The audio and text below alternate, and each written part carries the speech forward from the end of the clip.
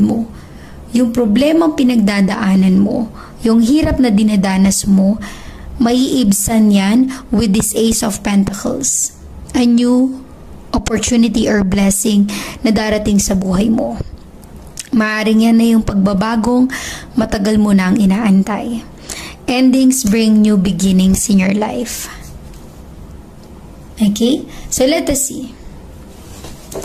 Give me the Three of Swords for water sign, Cancer, Scorpion, Pisces.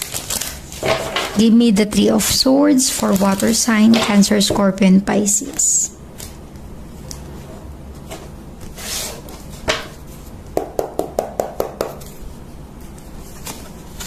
You have the Moon. This is a strong Pisces actually. A water sign also.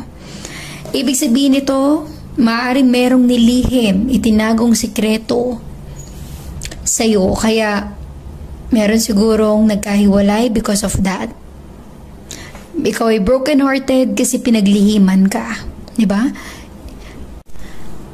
Mahirap yung sitwasyon na nagtiwala ka tapos meron palang itinagong sikreto or inilihim sa'yo. Minsan, pag nagtiwala at pag nasayang yung tiwala, mahirap nang maibalik yung trust na yun. Kaya siguro, maaaring ikaw, energy mo ito water sign or energy ng person mo, merong broken-hearted.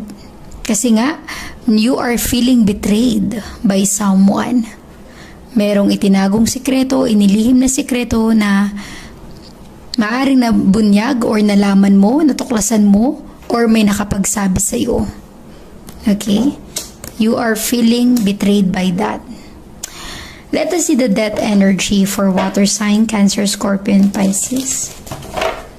Give me the death energy for water sign, Cancer, Scorpion, Pisces.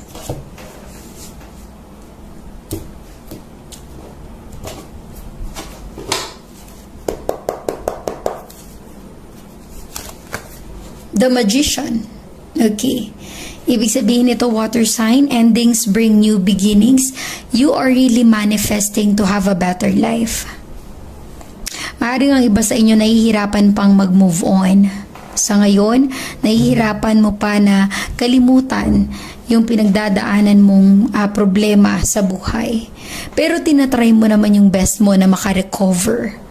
Diba? Yung hirap na dinanas mo noon, parang hindi siya madaling kalimutan, pero pilit mong kinakaya na kalimutan ito. You have the Magician.